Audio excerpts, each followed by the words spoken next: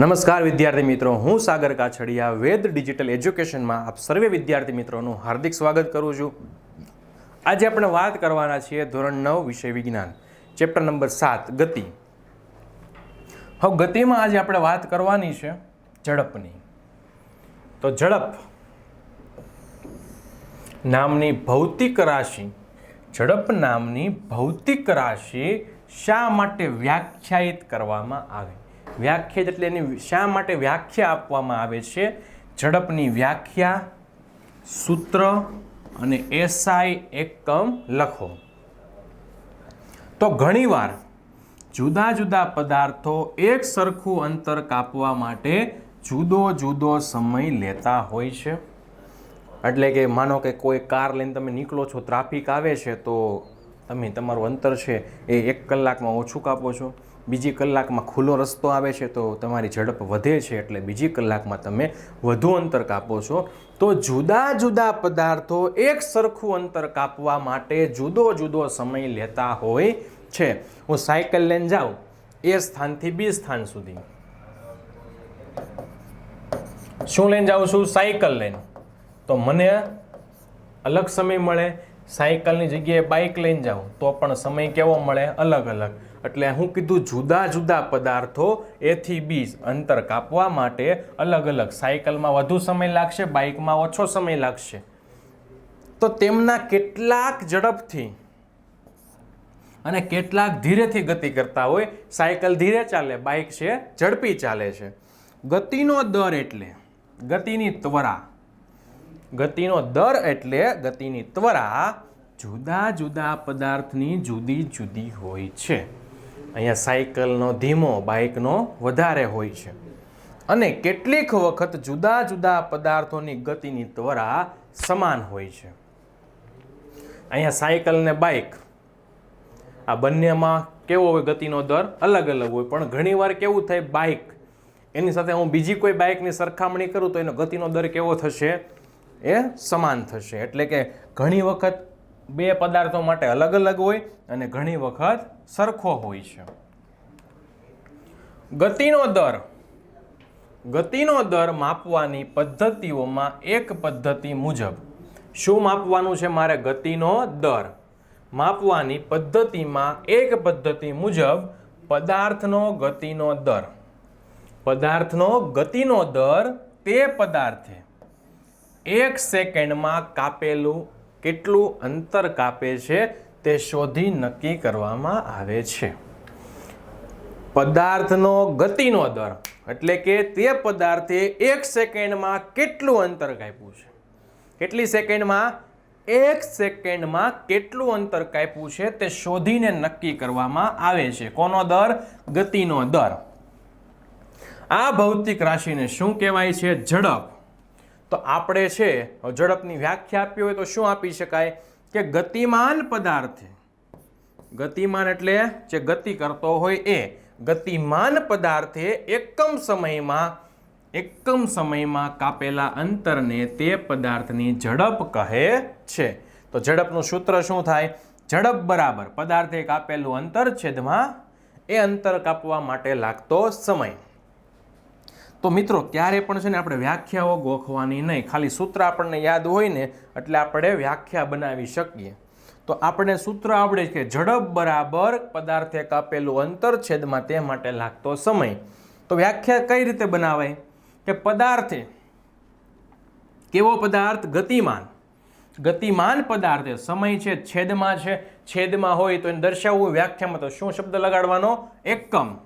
ગતિમાન પદાર્થે એકમ સમયમાં કાપેલા અંતરને શું કહેવાય? તે પદાર્થની ઝડપ કહેવાય છે. ઝડપનું સૂત્ર ઝડપ બરાબર ટૂંકમાં લખવું હોય તો અંતરના છેદમાં સમય. ત્યારબાદ ઝડપ. ઝડપને દર્શાવવામાં આવે છે v વડે. શેના વડે? v. ઝડપનું સૂત્ર શું હતું? અંતરના છેદમાં સમય. હવે આપણે અગાઉ જોઈ ગયા કે અંતર હોય કે સ્થાનાંતર હોય તેને શેના વડે દર્શાવવાનું છે? s વડે. અને સમય છે તો ટાઈમ t વડે દર્શાવવામાં આવે છે. તો સૂત્ર આપણું શું થાય? v = s/t. ઝડપ બરાબર અંતરના છેદમાં સમય. એનો એસઆઈ એકમ મીટર પર સેકન્ડ છે. ઝડપનો એસઆઈ એકમ કયો છે? મીટર પર સેકન્ડ છે. હવે બીજા એકમો કિલોમીટર પર અવર, સેન્ટીમીટર પર સેકન્ડ જેવા બીજા એકમો વડે પણ દર્શાવી શકાય છે. ઝડપનો એસઆઈ એકમ કયો છે? મીટર પર સેકન્ડ. બીજા એકમો કિલોમીટર પર અવર, સેન્ટીમીટર પર સેકન્ડ જેવા એકમો વડે પણ દર્શાવી શકાય છે. આ ઉપરાંત ઝડપ શોધવા માટે માત્ર તેનું મૂલ્ય શોધવામાં આવે છે. ખાસ યાદ રાખજો આ મુદ્દો. ઝડપ મારે શોધવી છે તો ખાલી શું ધ્યાનમાં રાખવાનું છે? માત્ર ને માત્ર એનું મૂલ્ય. અને તેથી ઝડપ એ અદિશ રાશિ છે. ઝડપ શોધવા માટે માત્ર મૂલ્ય વપરાય છે. અદિશ રાશિ શું કામ કીધું છે? કે એમાં દિશાની જરૂર નથી. એટલે ઝડપ છે એ માત્ર મૂલ્ય ઉપર આધાર રાખે છે, દિશા ઉપર આધાર રાખતી નથી. એટલે કે ઝડપ કેવી રાશિ છે? અદિશ રાશિ છે. ત્યારબાદ આગળનો સવાલ, સરેરાશ ઝડપ કેવી? સરેરાશ ઝડપ નામની ભૌતિક રાશિ શા માટે વ્યાખ્યાયિત કરવામાં આવે છે? એક ઉદાહરણ દ્વારા સમજાવો.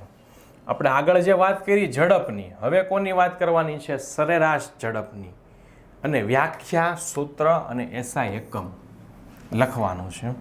ચલો જુઓ. વ્યવહારમાં રોજિંદા જીવનમાં મોટા ભાગના ગતિમાન વાહનો અનિયમિત ગતિ કરતા હોય. અનિયમિત ગતિ એટલે એક સરખા સમયમાં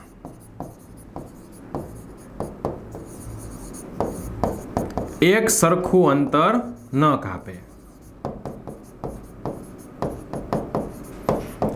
એક સરખા સમયમાં એક સરખું અંતર ન કાપે એને શું કહેવાય? અનિયમિત ગતિ કહેવાય. તો રોજિંદા જીવનમાં આપણે જે વાહન વ્યવહાર છે એ એક સરખા સમયમાં એક સરખું અંતર કાપતા નથી. જુદા જુદા સમયે વાહનની ઝડપમાં વધારો અથવા તો ઘટાડો, વધ એટલે વધારો અને ઘટ એટલે ઘટાડો થતો હોય છે. આવા સંજોગોમાં વાહનની ગતિનો દર જાણવા માટે આપણે સરેરાશ ઝડપ, વાહનની ગતિમાં વધારો થાય અથવા તો ઘટાડો થાય એ જાણવા માટે આપણે સરેરાશ ઝડપ નામની ભૌતિક રાશિ વ્યાખ્યાયિત કરેલી છે. એક્ઝામ્પલ છે કે એક મોટર કાર અમદાવાદથી સવારે 8 વાગે ઉપડે છે, તે જ દિવસે 10 વાગે વડોદરા પહોંચે છે. ચલો અહીંયા છે સ્થાન અમદાવાદ. કેટલા વાગે? વડોદરા પહોંચે છે 10 વાગે. 8 વાગે અમદાવાદથી ઉપડે છે, 10 વાગે વડોદરા પહોંચે છે. અને અમદાવાદ વડોદરા વચ્ચેનું અંતર 100 કિલોમીટર છે. અંતર કેટલું છે? 100 કિલોમીટર છે. 8 વાગે અમદાવાદ હતી, 10 વાગે વડોદરા હતી. તો અમદાવાદથી જ્યારે 8 વાગે આ ગાડી ઉપડે છે, 10 વાગે વડોદરા પહોંચે છે, આ 2 કલાકના સમયગાળામાં કેટલું અંતર કાપે? 100. તો રસ્તામાં ટોલ પ્લાઝા આવે, કોઈ ટ્રાફિક આવે અથવા તો કોઈ બીજી અડચણો આવે તો આ જે ગતિ છે આ કારની કેવી થાય? ઘટી જાય છે. વળી પાછો ખુલ્લો રસ્તો આવે છે તો એની સ્પીડમાં શું થાય છે? ગતિમાં વધારો થાય છે. એટલે વધઘટ ગતિ થાય છે. અને આ વધઘટ ગતિ થઈને 2 કલાકે કેટલું અંતર કાપે છે? 100 કિલોમીટર અંતર કાપે છે. વધઘટ ગતિ એક સરખી ગતિથી ચાલતી નથી કે હું 8 વાગે ચાલુ કરું, 70ની સ્પીડથી મારી ગાડી ચલાવું છું, 2 કલાક કાંઈ સતત મારી ગાડી 70 ઉપર ચાલશે નહીં. ટ્રાફિક આવે, ટોલ પ્લાઝા આવે તો મારી સ્પીડ ઘટી જાય, વળી ખુલ્લો રસ્તો આવે તો પછી શું થાય? 70 કરતાં વધી જાય. એટલે વધઘટ જે થાય છે એને દર્શાવવા માટે આપણે કોનો ઉપયોગ કરીએ છીએ? સરેરાશ ઝડપનો. તો આમ કહી શકાય કે આ મોટર કાર 100 કિલોમીટર અંતર એ 2 કલાકમાં કાપે છે. 100 કિલોમીટર અંતર એ 2 કલાકમાં કાપે છે. હવે મોટર કારમાંના સ્પીડોમીટર વડે ચલો અહીંયા સ્પીડોમીટર છે, અગાઉ આપણે ભણ્યા હતા ઓડોમીટર. આ ઓડોમીટર અને સ્પીડોમીટરનો ખાસ ધ્યાન રાખવાનું હેતુલક્ષી માટે છે. ઓડોમીટરનો ઉપયોગ ક્યાં થાય? તો પદાર્થે કાપેલ અંતર માપવા. ક્યાં થાય છે? પદાર્થે કાપેલ અંતર માપવા. અને સ્પીડોમીટર પદાર્થની સ્પીડ દર્શાવે, એટલે કે તમારી ગાડી કેટલા ઉપર ચાલે છે હું દર્શાવે? સ્પીડ દર્શાવે છે. તો મોટર કારમાંના સ્પીડોમીટર વડે જુદા જુદા સમયે તેની ઝડપ જુદી જુદી માલુમ પડે છે. આવી પરિસ્થિતિમાં કારની ઝડપ જાણવા કોઈ મતલબ રહેતો નથી. તો આપણે શું કરીએ છીએ? માનો કે કાર લઈને નીકળ્યા તો આપણી ગાડી ચાલે 70 ઉપર, ટ્રાફિક આવે, ટોલ પ્લાઝા આવે, 70માંથી સ્પીડ ઘટીને કેટલી થઈ ગઈ? 10. ટોલ પ્લાઝા આવ્યું તો સાવ 0 થઈ ગઈ. પાછો ટોલ પ્લાઝા વટો છો, રસ્તો ખુલ્લો આવે તો 0 ઉપરથી કાંટો ક્યાં આવે છે? 70, 80, 90 ઉપર જાય છે. વળી પાછી કોઈ અડચણ આવે તો પાછો 90 ઉપરથી કાંટો ક્યાં આવે છે? 60, 70 ઉપર આવે છે. તો એવા સમયે તમે જો ઝડપ માપો છો તો એનો કાંઈ મતલબ રહેતો નથી. તો આપણે શું કરીએ છીએ? સરેરાશ ઝડપ માપીએ છીએ કે સરેરાશ કુલ સમયમાં કુલ અંતર કેટલું કાપે છે એની ઉપરથી, કારણ કે તે સમયે સમય બદલાય છે. તેથી સરેરાશ ઝડપ નામની ભૌતિક રાશિ વ્યાખ્યાયિત કરવામાં આવે છે. અને એની વ્યાખ્યા શું છે? તો ગતિમાન પદાર્થે ખાસ શબ્દ વાપરજો મિત્રો, જ્યારે ઝડપની વ્યાખ્યા લખો અથવા તો સરેરાશ ઝડપની વ્યાખ્યા લખતા હોય ત્યારે પદાર્થ કેવો રાખવાનો છે? ગતિમાન. આ શબ્દ ભૂલાવો ના જોઈએ. ઝડપની વ્યાખ્યા લખતા હોય તોય ભલે અને સરેરાશ ઝડપની વ્યાખ્યા લખતા હોય તોય ભલે, આ શબ્દ લખવાનો છે ગતિમાન પદાર્થ. કારણ કે ગતિમાં હોય તો જ અંતર કાપી શકે, સ્થિર હોય તો અંતર કાપી શકતો નથી. એટલે ગતિમાન શબ્દ લખવો અનિવાર્ય છે. ગતિમાન પદાર્થ એણે કાપેલું કુલ અંતર અને અંતર કાપવા માટે લાગતો કુલ સમય, એનો ગુણોત્તરને શું કહેવાય? સરેરાશ ઝડપ. ગતિમાન પદાર્થે કાપેલું કુલ અંતર અને અંતર કાપવા માટે લાગતો કુલ સમય, કુલ અંતર કુલ સમય, એ બેનો ગુણોત્તર એને શું કહેવાય? સરેરાશ ઝડપ તરીકે ઓળખવામાં આવે છે. એનું સૂત્ર શું થઈ ગયું? સરેરાશ ઝડપ બરાબર પદાર્થે કાપેલું કુલ અંતર છેદમાં અંતર કાપવા માટે લાગતો કુલ સમય. સરેરાશ ઝડપને જો આપણે ઝડપને તો v વડે દર્શાવતા હતા, પણ સરેરાશ શબ્દ એટલે કે એવરેજ, એવરેજ ઉપર તેને શું દર્શાવવાનું છે? v. જમણી બાજુ નીચે સ્મોલમાં એવી નાના અક્ષરે v એવી, એટલે કે એવરેજ. સરેરાશ ઝડપને આ રીતે દર્શાવવામાં આવે છે. ત્યારબાદ સરેરાશ ઝડપ અદિશ રાશિ છે. શું કામ? માત્ર મૂલ્ય ધ્યાનમાં લેવામાં આવે છે, દિશા ધ્યાનમાં લેવામાં આવતી નથી. એટલે ઝડપ હોય કે સરેરાશ ઝડપ હોય, આ બંને કેવી રાશિ છે? અદિશ રાશિ છે. ત્યારબાદ એનો એસઆઈ એકમ તો મીટર પર સેકન્ડ છે. કયો છે? મીટર પર સેકન્ડ. અને બીજા એકમો છે કિલોમીટર પર અવર, સેન્ટીમીટર પર સેકન્ડ. પણ ઝડપનો એસઆઈ એકમ તમને પૂછે, તમારે શું લખવાનું છે? મીટર પર સેકન્ડ. આ બીજા તો એના બે એકમો આપણને દર્શાવેલા છે અહીંયા, કિલોમીટર પર અવર, સેન્ટીમીટર પર સેકન્ડ. ત્યારબાદ આગળનો પ્રશ્ન, નિયમિત ઝડપ એટલે શું? ટૂંકમાં સમજાવો. ચલો, નિયમિત શબ્દ વાપરો છે એટલે કે સમાન, એક સરખું, એક સરખી ઝડપ કોને કહેવાય? ટૂંકમાં સમજાવો. જો કોઈ, જો શબ્દ આવ્યો ને ગતિમાન, જો કોઈ ગતિમાન પદાર્થ એક સરખા ગાળામાં એક સરખું અંતર કાપતો હોય તો આવા પ્રત્યેક સમયગાળામાં પદાર્થે મેળવેલ સરેરાશ ઝડપ એક સરખી હોય. એટલે કે ચાલો, હું 9 વાગે શરૂ કરું છું, 9:30, આ અડધી કલાકમાં 30 કિલોમીટર અંતર કાપું છું. 9:30 થી શરૂ કરું છું, 10 વાગ્યા સુધીમાં આ બીજી અડધી કલાકમાં 30 કિલોમીટર અંતર કાપવું. પહેલી અડધી કલાકમાં 30, બીજામાં 30, તો એક સરખા સમયગાળામાં એક સરખું અંતર કાપતો હોય તો આ પહેલી અડધી કલાક માટેની સરેરાશ ઝડપ, કઈ ઝડપ? સરેરાશ ઝડપ. અને બીજી અડધી કલાક માટેની સરેરાશ ઝડપ કેવી હોય? સમાન હોય છે. પહેલી અડધી કલાકની સરેરાશ ઝડપ અને બીજી અડધી કલાકની સરેરાશ ઝડપ આ બેય કેવી હોય છે? સમાન હોય છે. આથી આ પદાર્થ નિયમિત ઝડપે અથવા તો અચળ એટલે એક સમાન, નિયમિત એટલે એક સમાન, અચળ એટલે એક સમાન, નિયમિત એટલે એક સમાન, અચળ ઝડપે અથવા તો નિયમિત ઝડપે ગતિ કરે છે તેમ કહેવાય. અને નિયમિત ગતિ કરતા પદાર્થની ઝડપ અચળ હોય. એક માર્ક માટે યાદ રાખવો. કઈ રીતે પૂછાય? વિધાન ખરું છે કે ખોટું જણાવો. નિયમિત ગતિ કરતા પદાર્થની ઝડપ અચળ હોય છે. વિધાન કેવું સાચું? શું કામ? કે જો એક સરખો સમય, એક સરખું અંતર, આ પહેલા અડધી કલાક માટે ઝડપ, આ બીજી અડધી કલાક માટે ઝડપ, આ બેય કેવી હોય? સમાન.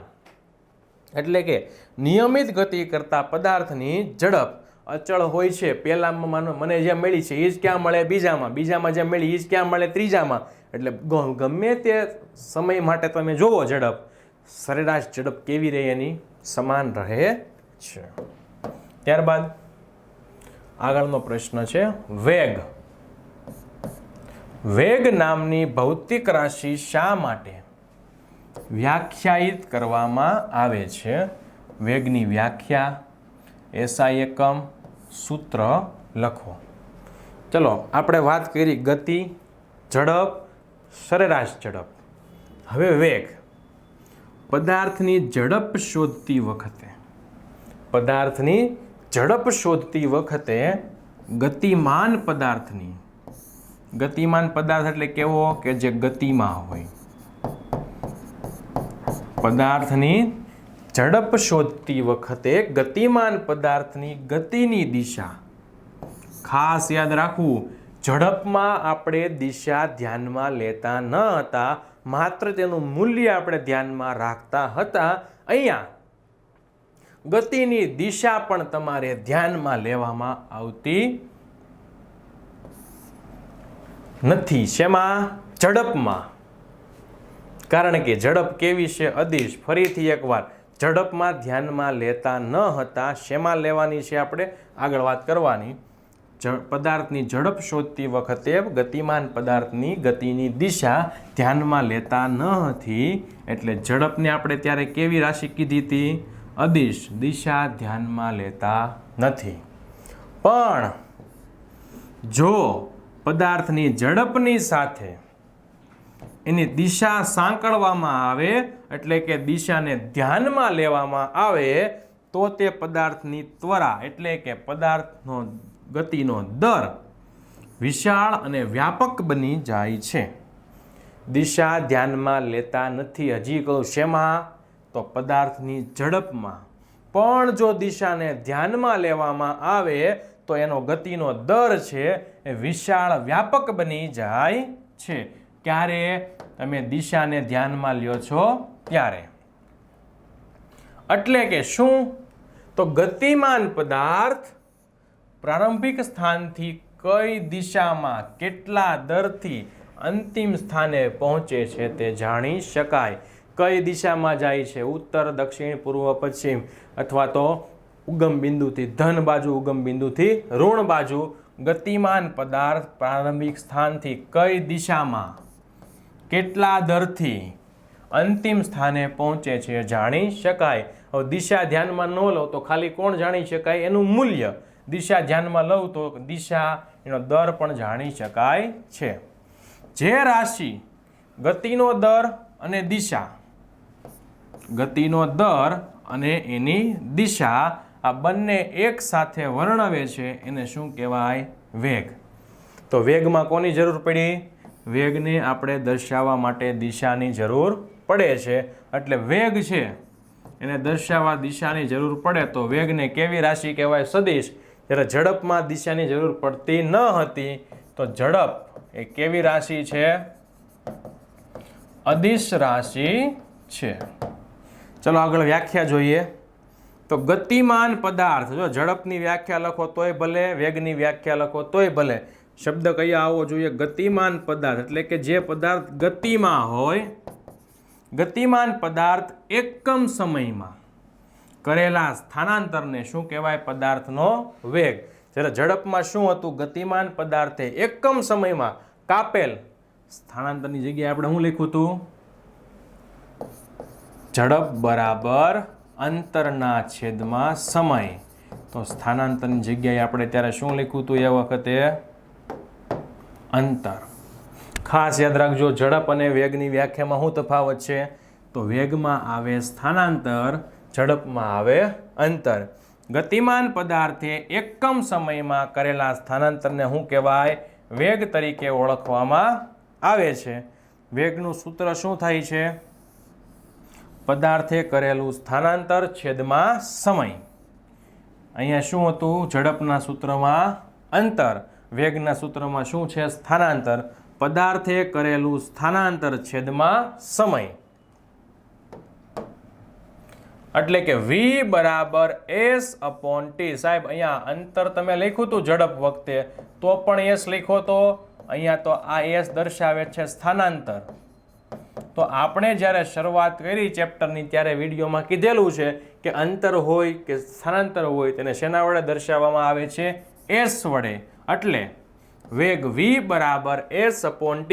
વેગ બરાબર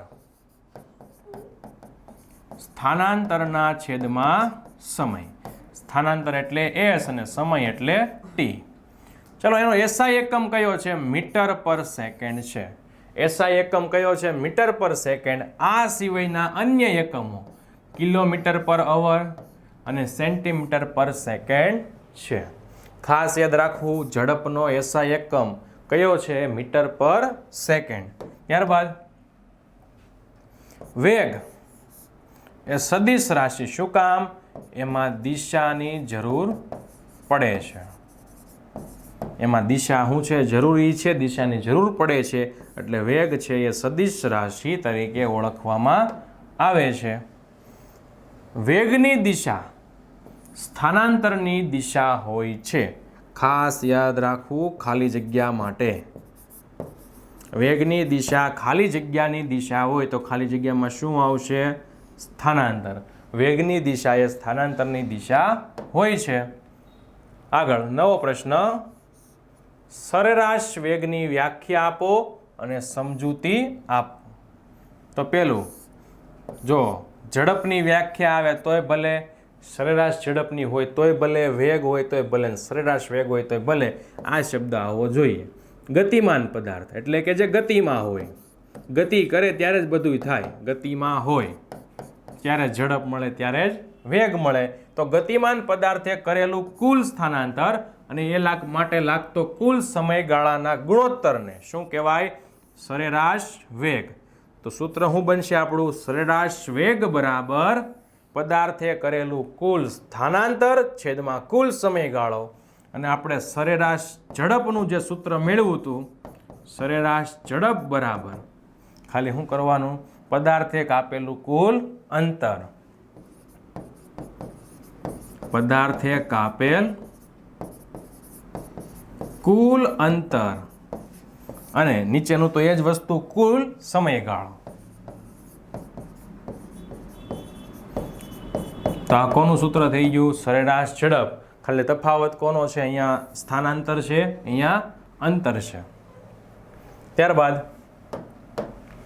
ચલો આપણને એક સંદર્ભ બિંદુ આપ્યું છે. કયું છે? O.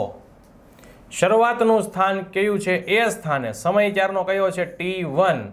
અંતિમ સ્થાન એ સ્થાનથી શરૂઆત કરે છે, ક્યાં જાય છે? B સ્થાન સુધી. અંતિમ સ્થાને ક્યારે પહોંચે છે? કયા સમયે? T2 સમયે. ક્યાં ગતિ કરે છે? તો x અક્ષ ઉપર ગતિ કરે છે. તો સંદર્ભ બિંદુથી શરૂઆતનું સ્થાન કેટલું છે આપણું? x1 જેટલું છે. સંદર્ભ બિંદુથી અંતિમ સ્થાન કેટલું છે? x2 જેટલું છે. જો એ કીધું છે કે આકૃતિમાં દર્શાવ્યા પ્રમાણે એક પદાર્થ x અક્ષની દિશામાં ગતિ કરે. x અક્ષ એટલે જમણી બાજુ. તો પ્રારંભમાં t1 સમયે x1 સ્થાને, આ t1 સમય સ્થાન કેટલું x1, અને અંતમાં t2 સમયે, સમય કેટલો છે જો b છે અંતિમ છે તો t2 સમયે x2 સ્થાન પર, એટલે સંદર્ભ બિંદુથી કયા સ્થાને x2 અંતરે, તો ડેલ્ટા ટી એટલે સમયનો તફાવત. સમયનો તફાવતમાં શું આવશે? અંતિમ સમય માઇનસ પ્રારંભિક સમય. અને શું કહેવાય? સમયનો તફાવત. અને સમયનો તફાવત આપણને દર્શાવેલો છે શેના વડે છે? સમયનો તફાવત ડેલ્ટા ટી, અંતિમ સમય t2, પ્રારંભિક સમય t1. સમયગાળામાં પદાર્થનું સ્થાનાંતર કેટલું છે? તો x2 માઇનસ x1, એટલે કે t2 એ ક્યારે હતો?